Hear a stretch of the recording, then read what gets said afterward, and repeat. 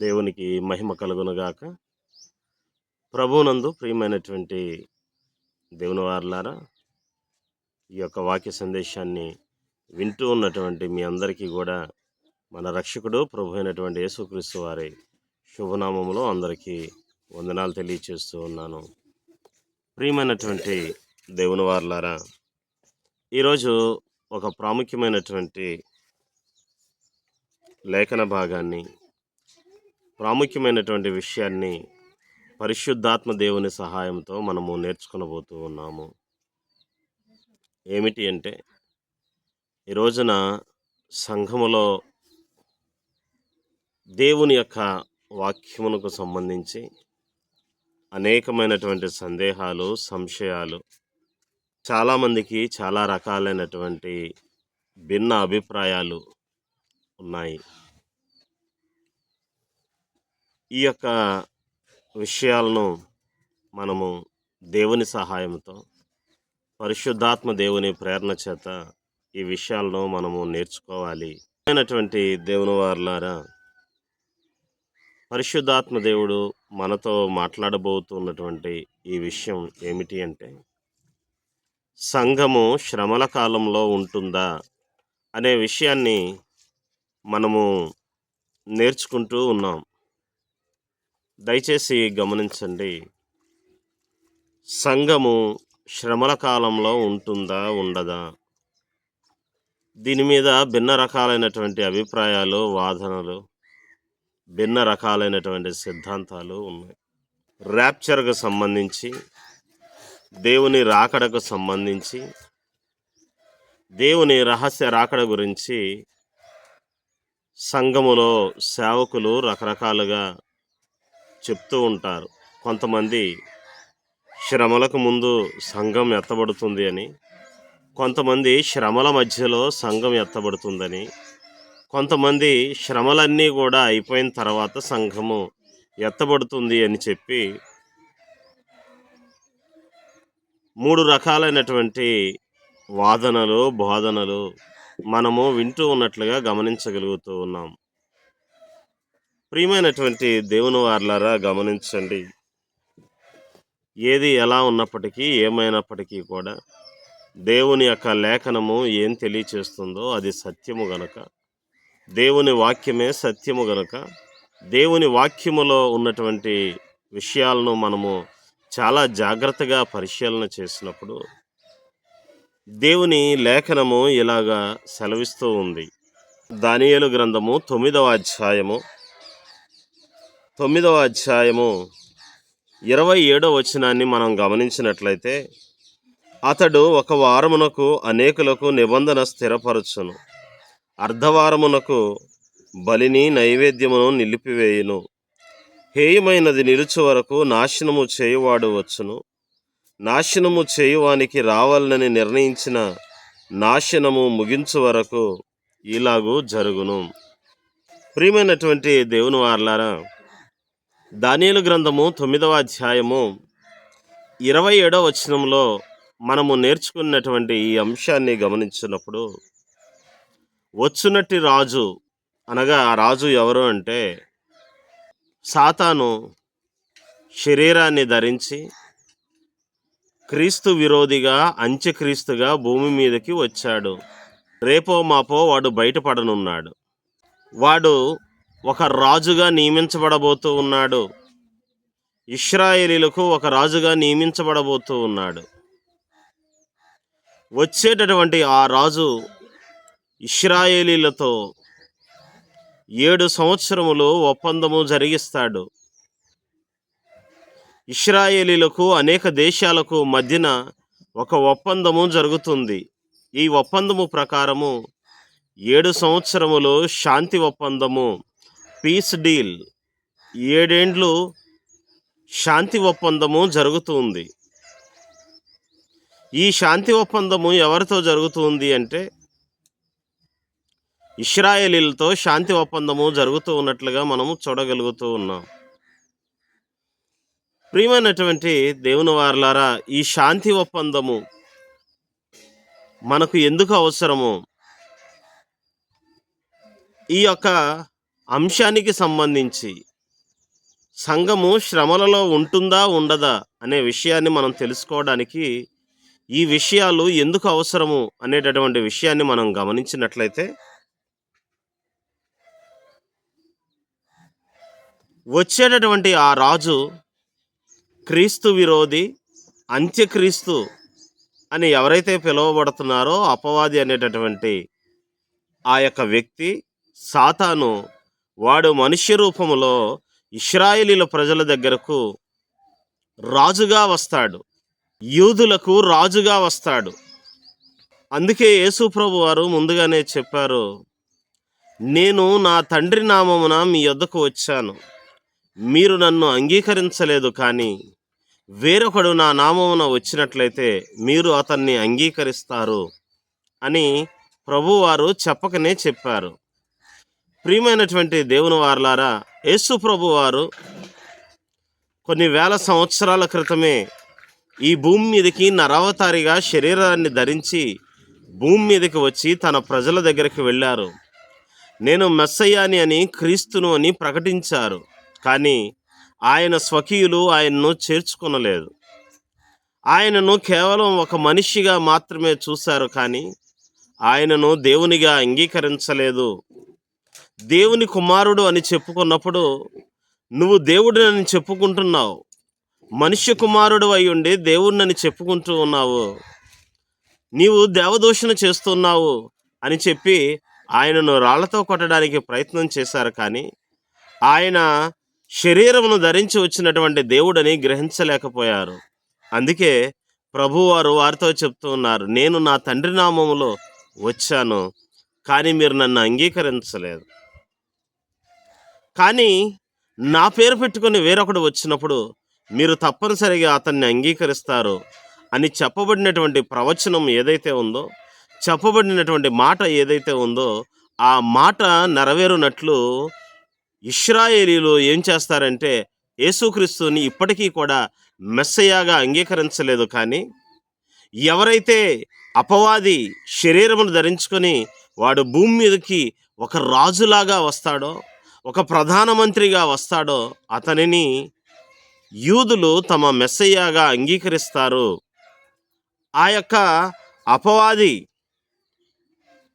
క్రీస్తు విరోధిని ఇశ్రాయేలీలు చూసినట్లయితే వారి యొక్క మెస్సయ్యగా అంగీకరించి వారి దేశానికి రాజుగా నియమించుకుంటారు. ఇశ్రాయేలీల దేశానికి రాజుగా నియమించబడినటువంటి క్రీస్తు విరోధి ఎవరైతే ఉన్నారో, అపవాది ఎవరైతే ఉన్నారో, అతను ఇశ్రాయేలీలకు అనేక దేశాలకు మధ్య ఒక శాంతి ఒప్పందాన్ని ఏర్పాటు చేస్తాడు.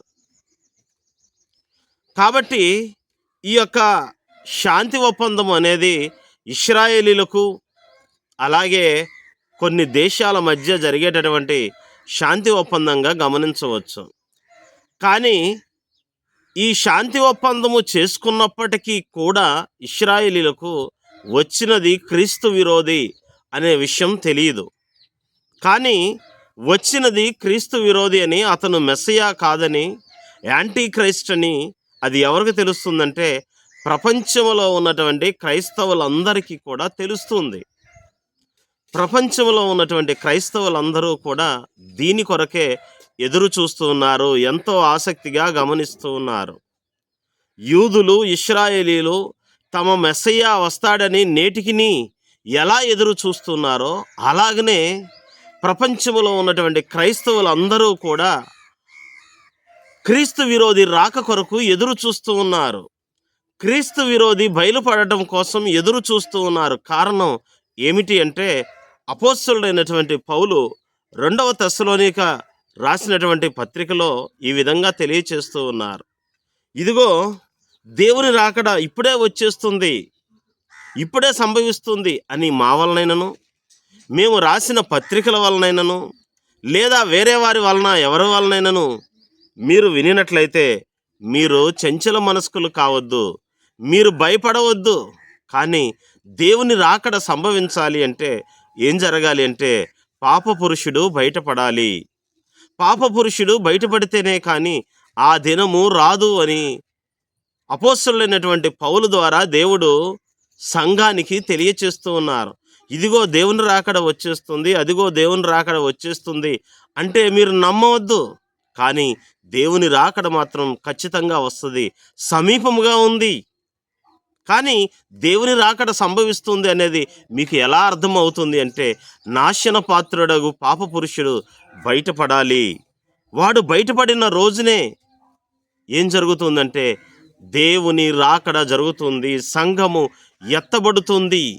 కాబట్టి మీరు చెంచల మనస్కులు కాకుండా వల్లని మీ అందరికీ కూడా నేను వేడుకొనుచున్నాను. మొదట భ్రష్టత్వము సంభవించాలి, భ్రష్టత్వము సంభవించి పాపపురుషుడు బయటపడతాడు అని చెప్పి పౌలు గారు తెస్సలోనికా సంఘానికి రాస్తూ ఉన్నారు.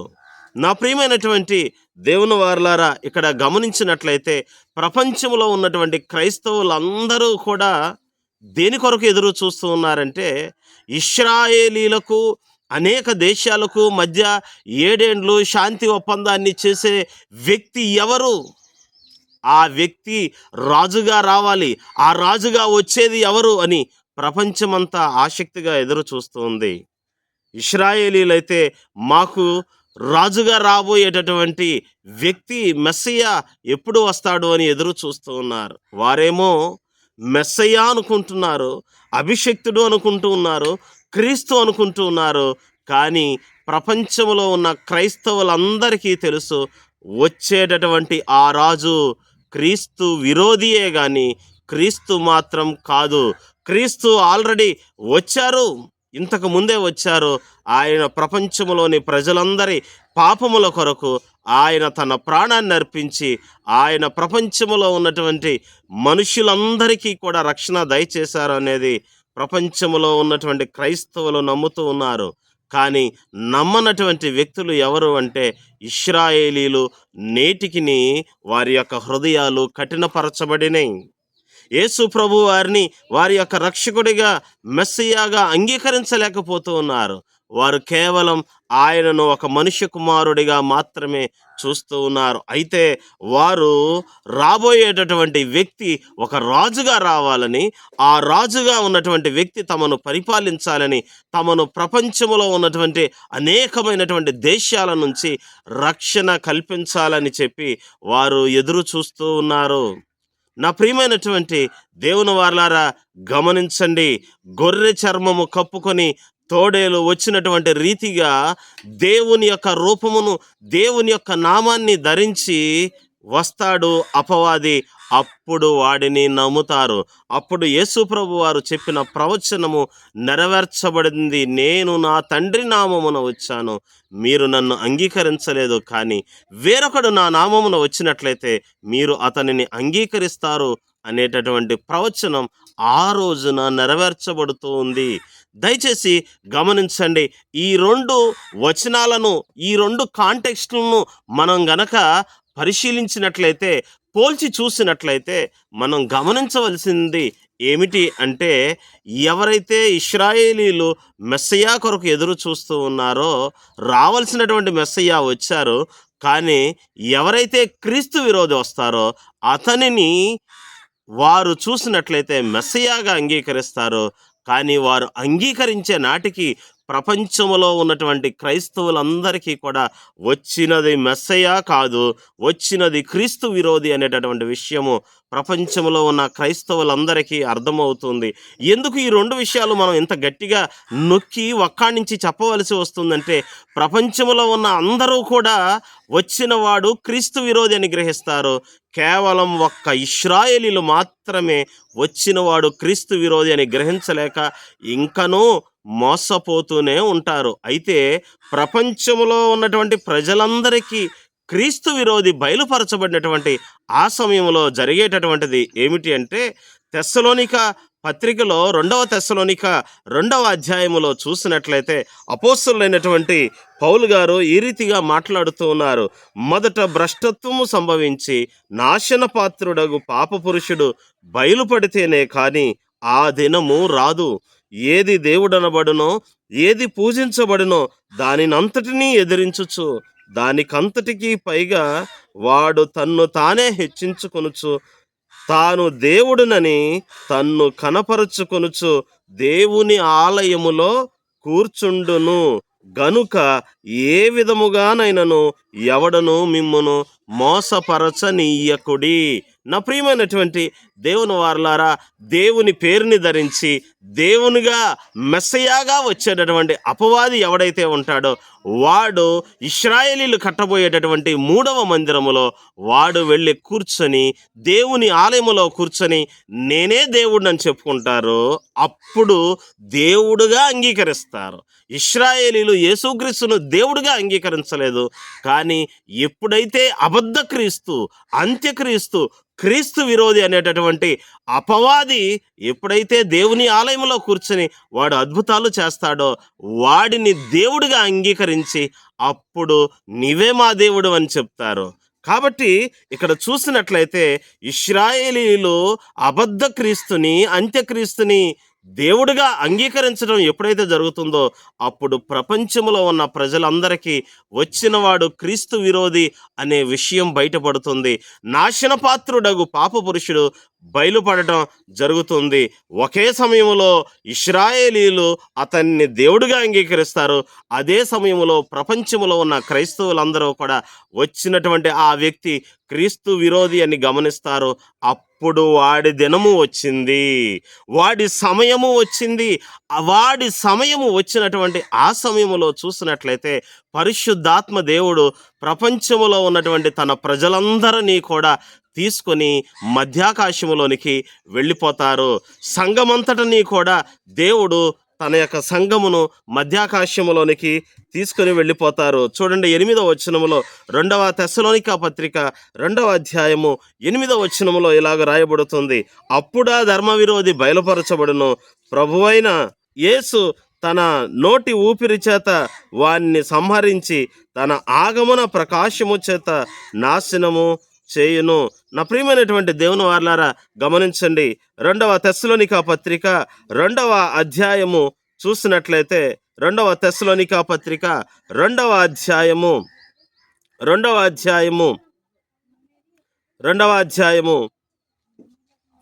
వచనం నుంచి చదువుదాం. కాగా వాడు తన సొంత కాలమందు బయలుపరచబడవలనని వానిని అడ్డగించున్నది ఏదో అది మీరెరుగుదురు. ధర్మ విరోధ సంబంధమైన మర్మము ఇప్పటికే క్రియ చేయుచున్నది గాని ఇది వరకు అడ్డగించుచున్నవాడు మధ్య నుండి తీసివేయబడ వరకే అడ్డగించును అని రాయబడుతూ ఉంది. ప్రియమైనటువంటి దేవుని వారలారా, వాడికి ఒక సొంత కాలము ఏర్పాటు చేయబడింది. ఆ యొక్క కాలము ప్రకారము వాడు ఏం చేస్తాడంటే బయలుపరచబడతాడు. ఇప్పుడు వాడు బయలుపడకుండా అడ్డుపడుతున్నది ఎవరు అంటే పరిశుద్ధాత్మ దేవుడు వాడిని బయటపడకుండా అడ్డుపడుతూ ఉన్నారు. అయితే వాడి సొంత కాలము వచ్చిన తర్వాత వాడు రాజుగా ఎప్పుడైతే వస్తాడో ఆ సమయంలో చూసినట్లయితే పరిశుద్ధాత్మ దేవుడు భూమి మీద నుంచి ఆయన తీసివేయబడతారు. పరిశుద్ధాత్మ దేవుడు ఈ భూమిని విడిచిపెట్టి ఆయన ఎక్కడికి వెళ్ళిపోతారంటే మధ్యాకాశానికి వెళ్తూ ఉంటారు. వెళ్తూ ఉండగా ఆయన తన సంఘమును తీసుకొని మధ్యాకాశానికి వెళ్ళిపోతారు. అంటే ఎప్పుడైతే నాశన పాత్రుడగు పాప పురుషుడు బయలుపడతాడో అప్పుడు సంఘము ఎత్తబడుతూ ఉంది. నా ప్రియమైనటువంటి దేవుని వారలారా గమనించండి. ఇశ్రాయేలీలు అప్పటికీ కూడా ఏమని అనుకుంటూ ఉంటారంటే వచ్చినది మా మెస్సయ్య వచ్చాడు, మా క్రీస్తు వచ్చాడు అని అనుకుంటారు. కానీ వాడు ఎప్పుడైతే బయలుపడతాడో ఆ సమయంలో పరిశుద్ధాత్మ దేవుడు భూమి మీద నుంచి తీసివేయబడి మధ్యాకాశానికి తన సంఘమును తీసుకుని వెళ్ళిపోతారు. దయచేసి గమనించండి నా ప్రియమైనటువంటి దేవుని వారలారా, సంఘము శ్రమల మధ్యకాలములో ఎత్తబడడం అనేది జరగదు. శ్రమల తర్వాత ఎత్తబడడం అనేది జరగదు. సంఘము శ్రమలకు ముందే ఎత్తబడుతుంది. దేవుని రాకడ ఎప్పుడు సంభవిస్తూ ఉందంటే నాశన పాత్రుడగు పాప పురుషుడు అపవాది ఎప్పుడైతే బయలుపరచబడతాడో ఆ సమయములోనే పరిశుద్ధాత్మ దేవుడు సంఘాన్ని తీసుకొని మధ్యాకాశములోనికి వెళ్ళిపోతారు.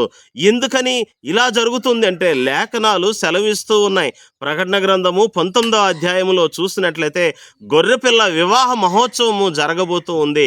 గొర్రెపిల్ల వివాహ మహోత్సవము గొర్రె పిల్ల యొక్క విందు మధ్యాకాశములో జరుగుతుంది. ఎన్ని సంవత్సరాలు జరుగుతుందంటే 7 ఏండ్లు విందు జరుగుతుంది. అదే 7 ఏండ్లు భూమి మీద శ్రమల కాలము జరగబోతుంది అని లేఖనము సెలవిస్తూ ఉంది.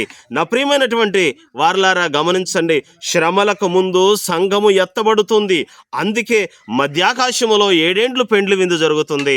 అదే 7 సంవత్సరాలు భూమి మీద ఏం జరుగుతుందంటే శ్రమల కాలము, మహాశ్రమల కాలము 7 సంవత్సరాలు జరగబోతూ ఉన్నాయి. ఈ 7 సంవత్సరాలు దేనికి గుర్తు అంటే దానియేలు గ్రంథంలో చెప్పబడినటువంటి ప్రవచనము ఏదైతే ఉందో, వచ్చునట్టి రాజు అతడు అనేకులకు ఒక వారమునకు నిబంధన స్థిరపరచును. ఒక 7 సంవత్సరములకు ఒక రోజు ఒక సంవత్సరముతో సమానము. ఒక వారము అనగా 7 సంవత్సరములు. కాబట్టి 7 సంవత్సరములకు ఒక నిబంధన ఏర్పాటు చేస్తాడు. తన్ను తాను దేవుడిగా కనపరుచుకుంటాడు. తన్ను తాను మెస్సయాగా ప్రకటించుకుంటాడు. దేవుని ఆలయములో కూర్చొని నేనే దేవుడిని చెప్పుకుంటాడు. ఆ రోజు నుంచి మొదలుపెట్టి 7 ఏండ్లు ఇశ్రాయేలీలను పరిపాలించబోతూ ఉన్నాడు. మొట్టమొదటి 3.5 సంవత్సరాలు చూసినట్లయితే వారికి మంచి వ్యక్తిగా కనిపిస్తాడు. ఒక మంచి రాజుగా పరిపాలిస్తాడు. కానీ నా ప్రియమైనటువంటి దేవుని వారి 3.5 సంవత్సరాల తర్వాత జరగబోయేటటువంటిది ఏమిటి అంటే ఆ యొక్క అర్ధవారమునకు బలిని నిలిపివేయటం జరుగుతూ ఉంది. అర్ధవారమునకు అనగా 3.5 రోజులకు 3.5 సంవత్సరాల తర్వాత బలిని నిలిపివేస్తాడు. 7 సంవత్సరాల ప్రారంభ కాలంలో వాడు ఏమని చెప్తాడంటే ఇశ్రాయేలీలు వారి యొక్క యాజక ధర్మం చొప్పున బలులు అర్పించుకోవాలి, వారికి ఒక మందిరం కావాలి, వారు ఖచ్చితంగా ఆ ప్రదేశంలో మందిరాన్ని నిర్మించుకోవాలి అని అనేకమైనటువంటి విషయాలు మాట్లాడతాడు. ప్రపంచంలో ఉన్నటువంటి ప్రజలందరినీ కూడా నమ్మిస్తాడు. ప్రపంచంలో ఉన్నటువంటి దేశాలన్నింటినీ కూడా ఒప్పించి మొదటి 3.5 సంవత్సరాలు పాత నిబంధన కాలములో ఏ రీతిగా అయితే దహన బలులు అర్పించబడినాయో అదే రీతిగా బలులు అర్పించడానికి అందరూ ఒప్పుకునేలాగా చేస్తాడు. మొదటి 3.5 సంవత్సరాలు ఇశ్రాయేలీలు కూడా పాత నిబంధన కాలములో యాజక ధర్మం జరిగినట్లు 3.5 సంవత్సరాలు దహన బలులు దేవునికి అర్పించాననుకొని అపవాదికి అర్పిస్తూ ఉంటారు. వారు యాజక క్రమం చొప్పున అన్నీ జరిగించి 3.5 సంవత్సరాలు మా దేవుడు వచ్చాడు కాబట్టే, మా మెస్సయ్య వచ్చాడు కాబట్టే మేము ఈ బలులు అర్పించగలుగుతున్నామని వారు నమ్మి మోసపోయి ఆ సమయంలో వాడిని దేవుడిగా ఆరాధన చేస్తారు. అయితే నా ప్రియమైనటువంటి దేవుని వారలారా, సంఘము ఎత్తబడిన తర్వాత శ్రమల కాలము ప్రారంభమైనటువంటి సమయములో, అదే సమయములో ఎప్పుడైతే 7 ఏండ్లు పరిపాలన, 7 ఏండ్లు శాంతి ఒప్పందము అపవాది చేత ప్రారంభమవుతుందో ఆ సమయంలో దేవుడు ఇశ్రాయేలీల ప్రజల దగ్గరకు ఎవరిని పంపిస్తాడంటే 2 ప్రవక్తలని పంపిస్తాడు. ఆ 2 ప్రవక్తలు గోనెపట్ట ధరించుకొని ఇశ్రాయేలీల వద్దకు వెళ్ళి వారు సువార్తను ప్రకటిస్తారు. ఇదిగో ఇక్కడున్నటువంటి ఈ వ్యక్తి, ఇదిగో ఈయన దేవుడు కాదు, అపవాది. నిజమైనటువంటి దేవుడు ఆల్రెడీ మీకోసం వచ్చాడు. ఆయన తన ప్రాణాన్ని అర్పించి మరలా మధ్యాకాశానికి వెళ్ళిపోయాడు.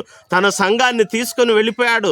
ఇప్పటికైనా గ్రహించండి అని ఏం చేస్తారు అంటే ఆ 2 ప్రవక్తలు మరలా ఇశ్రాయేలీలకు సువార్తను ప్రకటిస్తారు. రెండవసారి ఇశ్రాయేలీలకు దేవుడు సువార్తను ప్రకటిస్తారు. ఆ 3.5 సంవత్సరములు చూసినట్లయితే ఇశ్రాయేలీల్లో నుంచి 1,44,000 మంది రక్షించబడతారు. నా ప్రియమైనటువంటి దేవుని వారలారా, 1,44,000 మంది రక్షించబడేది కేవలము ఇశ్రాయేలీలలో నుంచి మాత్రమే, కానీ ప్రపంచంలో ఉన్నటువంటి ప్రజల నుంచి కాదు. కారణం ఏంటంటే కృపాకాలము ఎప్పుడైతే అంతమైపోతుందో అప్పుడు అపవాది బయలుపరచబడతాడు. అపవాది ఎప్పుడైతే బయలుపరచబడతాడో అప్పుడు సంఘము ఎత్తబడుతుంది. సంఘము ఎత్తబడిన తర్వాత 7 ఏండ్లు శాంతి ఒప్పందము జరుగుతుంది. ఆ 7 ఏండ్లు శ్రమల కాలము ప్రారంభమవుతుంది. అదే సమయంలో 7 ఏండ్లు పెండ్లి విందు ప్రారంభమవుతుంది. నా ప్రియమైనటువంటి దేవుని వారలారా, మొట్టమొదటిసారి కృపాకాలము ఎప్పుడైతే ముగించబడుతుందో, కృపాకాలము ముగించబడిన తర్వాత ప్రపంచములో దేవుణ్ణి నమ్ముకున్నటువంటి ప్రజలందరూ మధ్యాకాశానికి వెళ్ళిపోతారు. కానీ ఇశ్రాయేలీలు ఇంకా దేవుణ్ణి నమ్మనటువంటి వారు, యేసుక్రీస్తుని అంగీకరించినటువంటి వారు ఎవరైతే ఉన్నారో వారు చూసినట్లయితే ఇంకనూ భూమి మీద ఉంటారు. శ్రమల కాలములో మిగిలి ఉంటారు. శ్రమల కాలములో మిగిలేటటువంటిది క్రైస్తవులు కాదు. ఇశ్రాయేలీల్లో ఉన్నటువంటి కొంతమంది ప్రజలు మిగిలిపోతారు. వారిలో నుంచి 2 ప్రవక్తల ద్వారా సువార్త ప్రకటించబడిన తర్వాత మరలా 1,44,000 మంది రక్షించబడతారు. ఈ 1,44,000 మందికి దేవుడు నొసటి మీద దేవుని ముద్రను వేయిస్తారు. శ్రమల కాలాలు ముగిసిపోయే వరకు కూడా 7 ఏండ్లు కూడా వారు చూసినట్లయితే ఎక్కడ ఉంటారు అంటే అరణ్యమునకు పారిపోతారు. అరణ్యములో వారు పోషించబడతారు. కాబట్టి శ్రమల కాలంలో ఉండేది సంఘము కాదు. నా ప్రియమైనటువంటి సంఘమ, నా ప్రియమైనటువంటి దేవుని వారలారా గమనించండి. శ్రమల కాలములో ఉండేది సంఘము కాదు.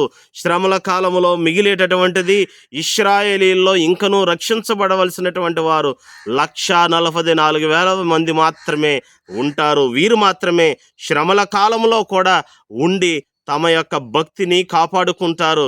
తమను క్రీస్తు విరోధి నుంచి కాపాడుకుంటూ 7 ఏండ్లు శ్రమల కాలం అయిపోయే వరకు కూడా వారు భూమి మీద నిలిచి ఉంటారు.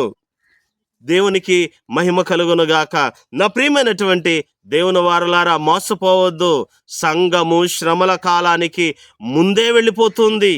ఎందుకనండి అలా జరుగుతుంది? నిజమేనంటారా? ఎందుకు జరగదు? అక్కడ రాయబడుతూ ఉంది. ఎప్పుడైతే అపవాది బయలుపరచాడో, ఎప్పుడైతే ధర్మ విరోధి బయలుపడతాడో అప్పుడు పరిశుద్ధాత్మ దేవుడు భూమి మీద నుంచి తీసివేయబడతాడు. అడ్డగించువాడు తీసివేయబడతాడు. ఎప్పుడైతే పరిశుద్ధాత్ముడు తీసివేయబడతాడో అప్పుడు సంఘము ఎత్తబడుతుంది. అప్పుడు క్రీస్తు విరోధి పాలన 7 సంవత్సరములు ప్రారంభం అవుతుంది. గమనించండి, ధర్మ విరోధి అయినటువంటి సాతాను బయలుపరచబడగానే జరిగేటటువంటి విషయం, పరిశుద్ధాత్మ దేవుడు భూమి మీద నుంచి వెళ్తూ సంఘాన్ని తీసుకొని వెళ్తాడు. ఆ సమయంలో 7 ఏండ్లు భూమి మీద శ్రమల కాలం ప్రారంభమవుతుంది. అదే సమయంలో మధ్యాకాశములో 7 ఏండ్లు గొర్రెపిల్ల వివాహ మహోత్సవము జరుగుతుంది. గొర్రెపిల్ల యొక్క పెండ్లి విందు జరుగుతూ ఉంది. లేఖనాలు చాలా స్పష్టంగా తెలియచేస్తూ ఉన్నాయి. ఏమండి, ఇంకా శ్రమల కాలాలు వచ్చినప్పుడు కదా, తెగుళ్ళు వచ్చినప్పుడు కదా సంఘం ఎత్తబడేది. శ్రమలు వచ్చినప్పుడు చూసుకోవచ్చు, అప్పుడు మారు మనసు పొందవచ్చు అనుకుంటే అలా జరగదు. గమనించండి, అలా జరగదు. శ్రమల కాలానికి ముందే సంఘము ఎత్తబడుతుంది. నోవాహు ద్వారా దేవుడు 120 సంవత్సరాలు సువార్తను ప్రకటించాడు. ఎవరు వినలేదు. ఆ సమయంలో దేవుడు చెప్పారు, నోవాహు, నీవు నీ ఇంటి వారిని తీసుకొని ఓడలోనికి ఎక్కమన్నారు. ఓడ తలుపులు వేసి దేవుడు ఆ తలుపులన్నిటినీ కూడా మూసివేసిన తర్వాత జలప్రళయము అప్పుడు ప్రారంభమైంది. వర్షం కురుస్తూ ఉన్న సమయంలో, లేకపోతే ఈ భూమి మునిగిపోతున్న సమయంలో నోవాహు ఇప్పుడొచ్చి ఓడ ఎక్కని చెప్పనలేదు. ప్రభువు చెప్పినది ఏమిటంటే, ఇక నువ్వు చెప్పేటటువంటి సువార్తను ఎవరు వినరు, ముందు నీవు నీ ఇంటి వారు ఓడలోనికి ఎక్కండి అన్నారు. ఓడలోనికి ఎక్కిన తర్వాత దేవుడు ఆ ఓడ తలుపులను మూసివేశారు. ఓడ తలుపులు మూసివేశారు. తలుపులు మూయటం అనేది కృపాకాలము ముగించబడగానే అప్పుడు శ్రమలు ప్రారంభమవుతాయి. ఎప్పుడైతే సంఘము ఎత్తబడుతుందో అప్పుడు మాత్రమే శ్రమలు ప్రారంభమవుతాయి. దేవుడు తన భార్యను, తన యొక్క వధువును ఆయన భూమి మీద శ్రమలలో విడిచిపెట్టడు. తన సంఘాన్ని ఖచ్చితంగా తీసుకునే వెళ్తాడు. మధ్యాకాశంలోనికి వెళ్ళి తన యొక్క సంఘముతో, తన యొక్క వధువుతో ఆయన పెండ్లి విందు చేస్తున్న సమయంలో అప్పుడు భూమి మీద దేవుని ఉగ్రత అనేటటువంటి పాత్రలు కుమ్మరించబడతాయి. అప్పటికీ కూడా దేవుణ్ణి నమ్మక, అప్పటికీ కూడా హృదయాలు కఠినపరచబడి యేసుక్రీస్తుని దేవుడిగా అంగీకరించని ఇశ్రాయేలీలు ఎవరైతే ఉంటారో కేవలం వారి కొరకు మాత్రమే దేవుడు సెకండ్ ఛాన్స్, రెండవ అవకాశాన్ని ఇస్తాడు. ఆ రెండవ అవకాశములో దేవుడు 2 ప్రవక్తలను పంపిస్తారు. ఈ 2 ప్రవక్తలు గోనెపట్ట కట్టుకొని వారు ఇశ్రాయేలు దేశములో వారు ఏం చేస్తారంటే సువార్తను ప్రకటించడం జరుగుతూ ఉంది. నా ప్రియమైనటువంటి దేవుని వారలారా, శ్రమల కాలములో సువార్త ప్రకటించబడేది కేవలం ఇశ్రాయేలీలకు మాత్రమే, మనకి కాదు. మనము అన్య జనాంగములో నుంచి పిలువబడ్డాం. మనకి కృపాకాలము వరకు మాత్రమే అవకాశం ఉంటుంది. కృపాకాలము ముగించబడిన తర్వాత, సంఘము ఎత్తబడిన తర్వాత ప్రపంచంలో ఉన్న క్రైస్తవులకు రక్షణ పొందడానికి అవకాశం లేదు. కేవలం ఇశ్రాయేలీల దేశంలో ఉన్నటువంటి 1,44,000 మంది మాత్రమే కృపాకాలము తర్వాత కూడా శ్రమల కాలములో రక్షించబడతారు. వారు దేవుని ముద్ర వేయబడి రక్షించబడతారు. దయచేసి గమనించండి. ప్రకటన గ్రంథములో చూసినట్లయితే 12వ అధ్యాయములో చూసినట్లయితే అక్కడ ఒక చక్కని ఉదాహరణ కూడా మనం చూస్తూ ఉన్నాం. అప్పుడు పరలోకమందు ఒక గొప్ప సూచన కనబడెను. అదేమనగా సూర్యుని ధరించుకున్న ఒక స్త్రీ, ఆమె పాదముల కింద చంద్రుడును, శిరస్సు మీద 12 నక్షత్రముల కిరీటమును ఉండెను. ఆమె గర్భిణి అయి ప్రసవ వేదన పడుచు ఆ నొప్పులకు కేకలు వేయుచుండెను.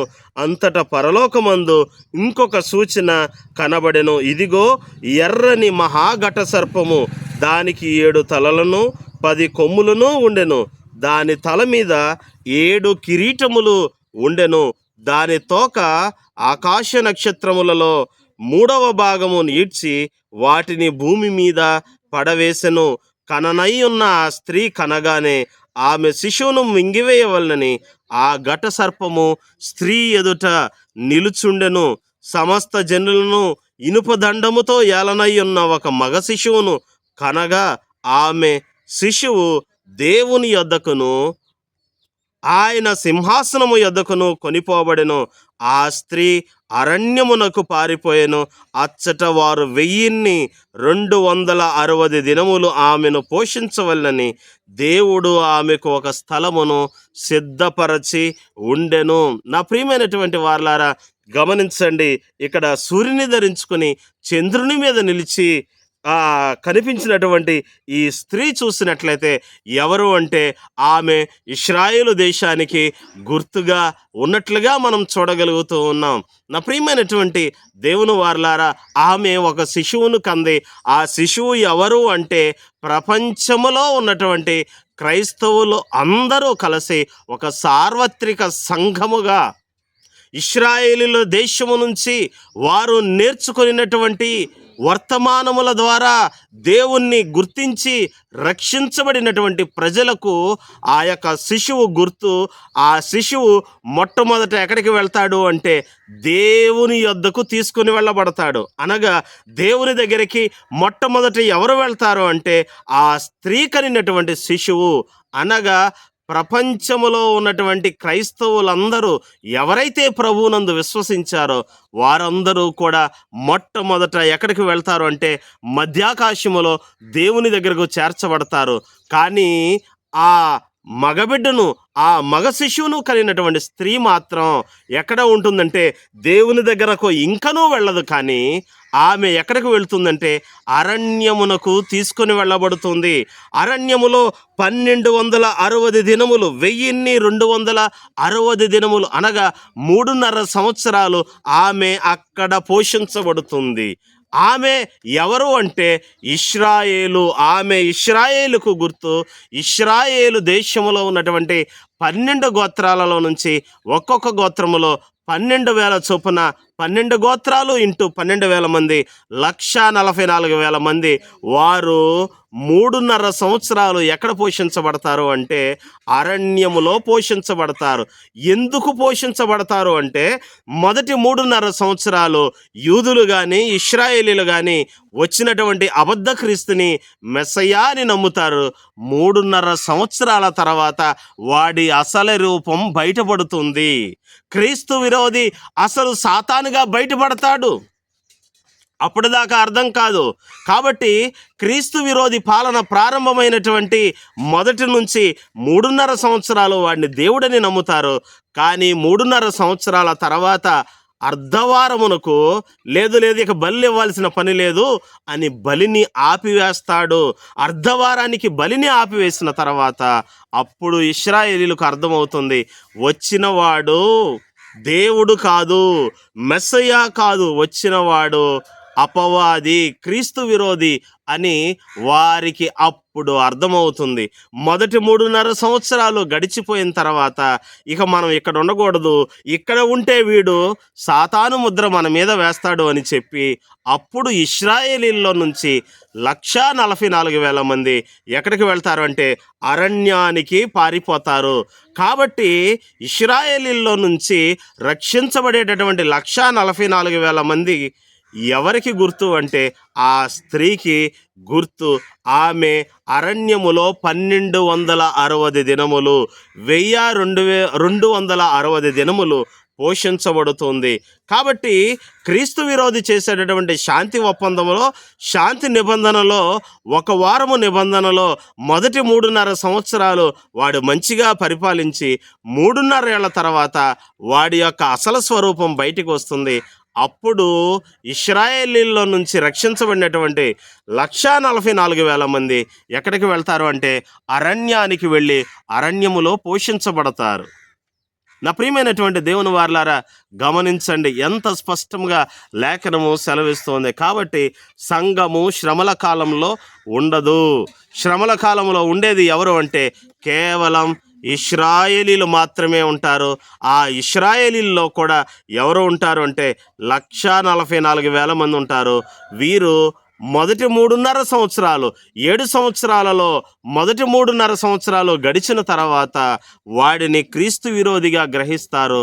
అప్పుడు ఈ సంఘము ఇశ్రాయేలీల్లో 1,44,000 మంది నుండి ఏర్పడేటటువంటి సంఘము ఎవరైతే ఉన్నారో వారు మాత్రమే మహాశ్రమల కాలంలో ఉంటారు.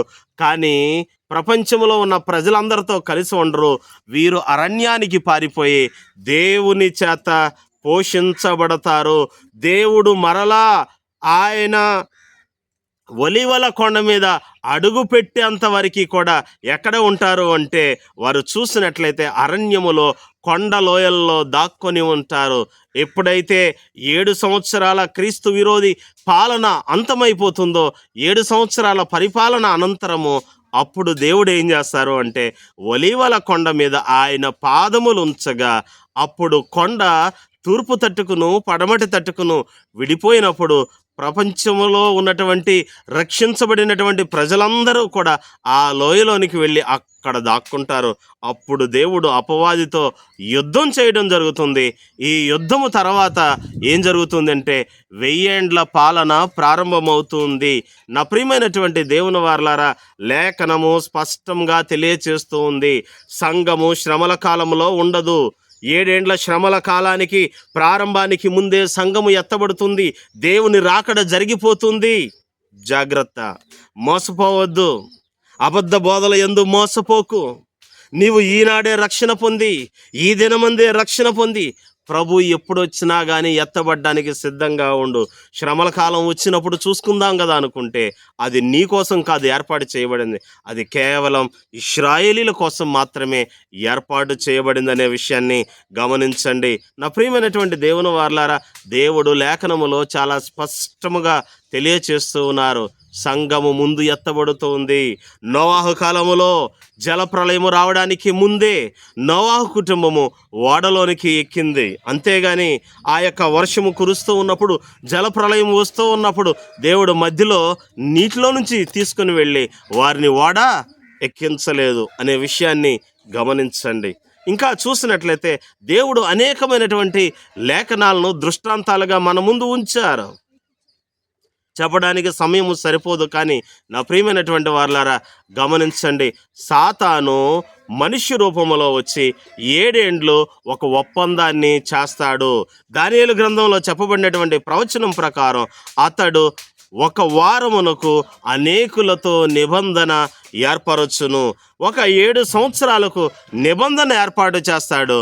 కానీ 3.5 సంవత్సరాల తర్వాత వాడేం చేస్తాడంటే ఆ ఒప్పందాన్ని మీరుతాడు, అతిక్రమించి ఏం చేస్తాడు అంటే ఇశ్రాయేలీలు ఇచ్చేటటువంటి బలి ఏదైతే ఉందో, యాజక ధర్మం ఏదైతే ఉందో దాని మొత్తాన్ని కూడా నిలిపివేస్తాడు. అప్పుడు ఇశ్రాయేలీలకు కళ్ళు తెరవబడతాయి.